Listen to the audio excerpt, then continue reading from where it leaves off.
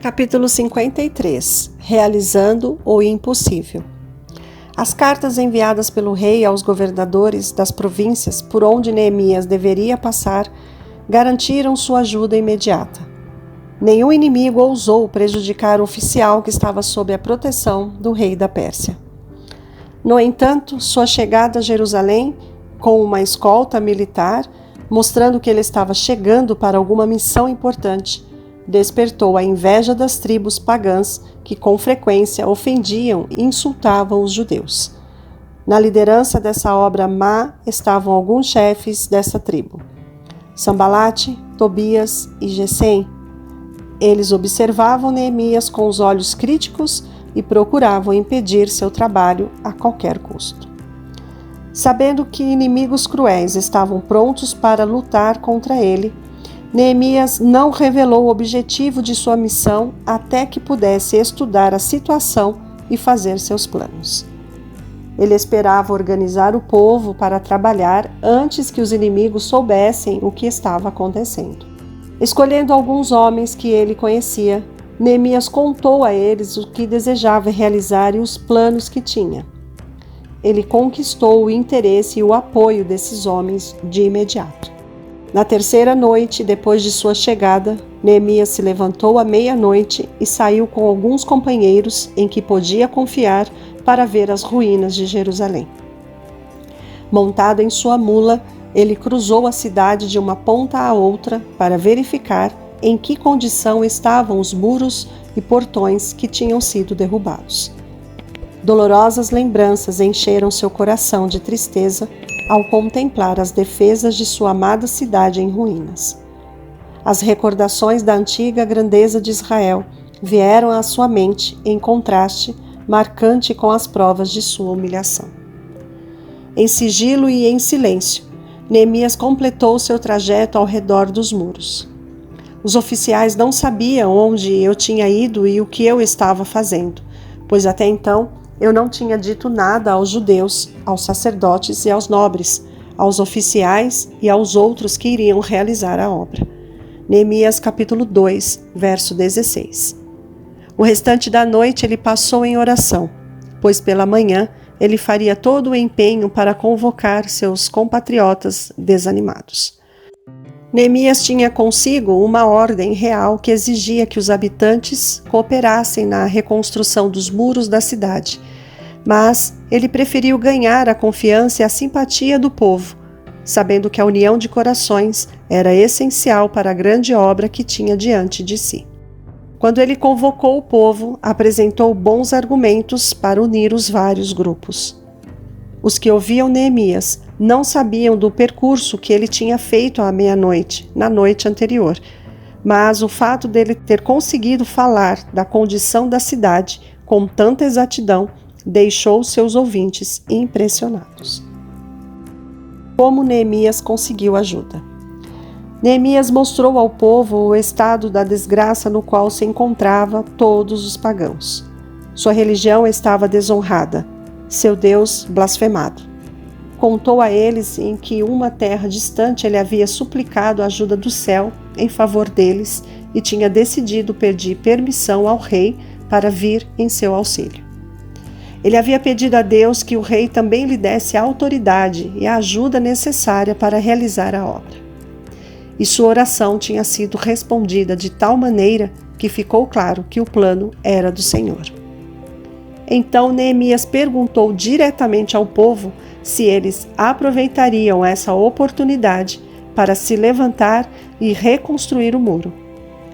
Com novo ânimo, eles disseram a uma só voz: sim, vamos começar a reconstrução, e se encheram de coragem para a realização desse bom projeto. O entusiasmo e a determinação de Neemias foram contagiantes. Cada homem se tornou também um Neemias e ajudou a fortalecer o coração e as mãos de seu próximo. Quando os inimigos de Israel ouviram que os judeus estavam planejando realizar, eles riram. O que é isso que vocês estão fazendo? Estão se rebelando contra o rei? Mas Neemias respondeu: o Deus dos céus fará que sejamos bem-sucedidos. Nós, os seus servos, começaremos a reconstrução. O exemplo de Neemias vence. Entre os primeiros a serem contagiados pelo espírito de Neemias estavam os sacerdotes. Devido à sua posição de influência, esses homens poderiam fazer a obra avançar ou atrasar, e a sua pronta cooperação desde o início contribuiu muito para o sucesso do trabalho. A maioria deles assumiu nobremente o seu dever, e esses homens fiéis tiveram menção honrosa do livro de Deus. Apenas uns poucos, os nobres da Tecoa, não quiseram se juntar ao serviço. Neemias capítulo 3, verso 5. Em todo o movimento religioso sempre há alguns que se mantêm afastados e se recusam a ajudar. O céu mantém um registro de cada oportunidade rejeitada para fazer o serviço de Deus, e ali, da mesma forma, cada ato de fé e amor é registrado para ser lembrado por toda a eternidade. O povo em geral foi inspirado pelo patriotismo e zelo. Homens capacitados organizaram os cidadãos em grupos, ficando cada líder responsável por certa parte do muro. E alguns fizeram os reparos em frente da sua casa. Neemias capítulo 3, verso 10 e 23. Com dedicação incansável, Neemias supervisionava a reconstrução, observando os problemas e atendendo às emergências. Ao longo de toda a extensão dos 5 quilômetros de muro, o povo sentia constantemente sua influência. Ele animava os que sentiam medo, motivava os mais lentos e incentivava os esforçados. Estava sempre atento aos movimentos de seus inimigos, que de tempos em tempos se reuniam à distância e conversavam como se estivesse tramando algum mal. Neemias não esquecia a fonte de sua força.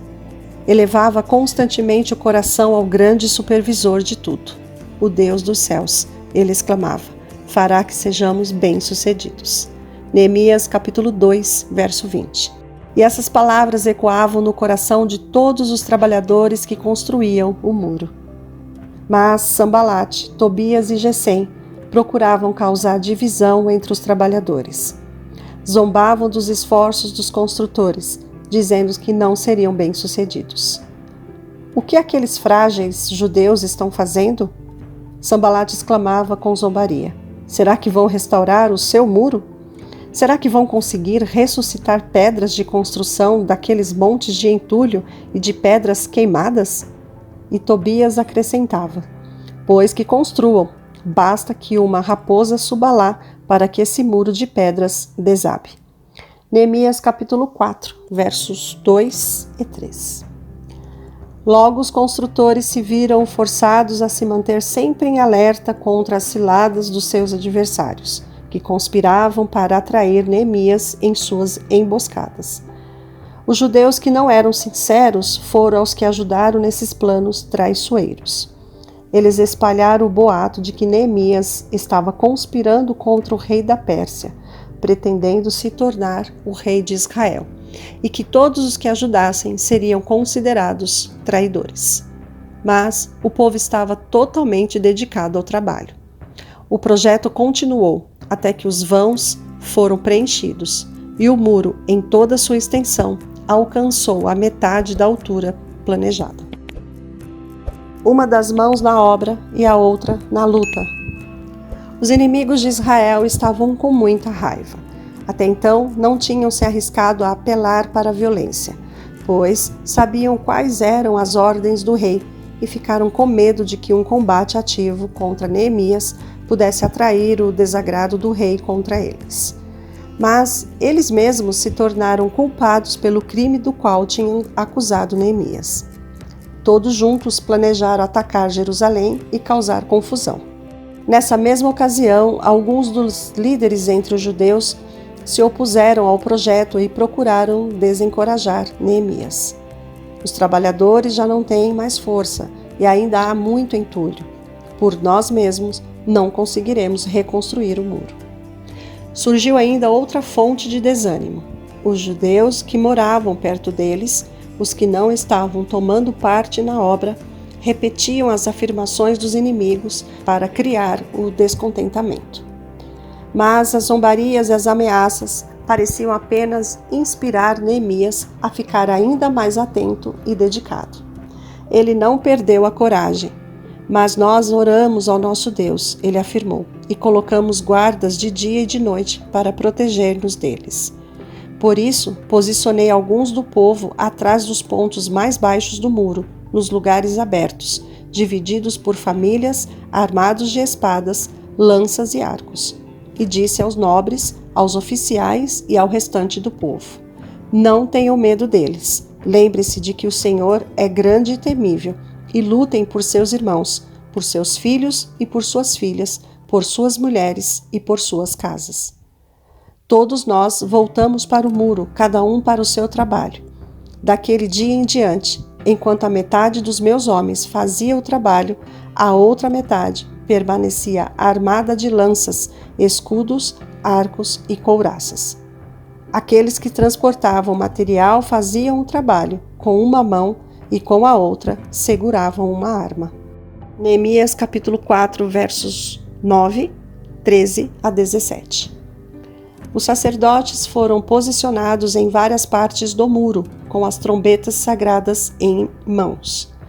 Eles davam o alarme no caso da aproximação do perigo em qualquer parte do muro. Dessa maneira, prosseguimos o trabalho com metade dos homens, empunhando espadas desde o raiar da alvorada até o cair da tarde.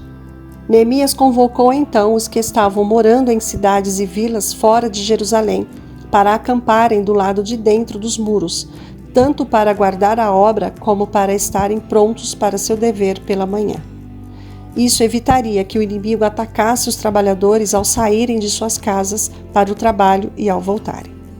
Neemias e seus companheiros não fugiram das dificuldades ou do trabalho pesado, nem de dia, nem de noite, nem mesmo nos curtos períodos de sono, eles tiravam suas vestes ou abandonavam suas armas. A oposição e o desânimo que os reconstrutores dos dias de Neemias tiveram que enfrentar da parte de inimigos declarados e dos falsos amigos é um exemplo da experiência daqueles que trabalham para Deus hoje. Eles são zombados e ridicularizados por inimigos e amigos, e se houver oportunidade, o inimigo usa medidas mais cruéis e violentas. Entre os que dizem apoiar a causa de Deus estão aqueles que expõem sua causa abertamente aos ataques de seus piores inimigos. Mesmo alguns que desejam que a obra de Deus seja bem-sucedida, enfraquecerão as mãos dos seus servos, ouvindo, repetindo e crendo em parte na difamação e nas ameaças dos seus adversários. Mas, como Neemias, o povo de Deus não deve ficar com medo nem menosprezar seus inimigos. Confiando em Deus, devem avançar com coragem, entregando aos seus cuidados a causa da qual fazem parte. Em cada crise, seu povo pode declarar com confiança: se Deus é por nós, quem será contra nós? Romanos capítulo 8, verso 31. Por mais astutas que forem as ciladas de Satanás, Deus pode detê-las, anulando todos os planos. Ele está à frente do trabalho e ninguém poderá impedir seu sucesso final.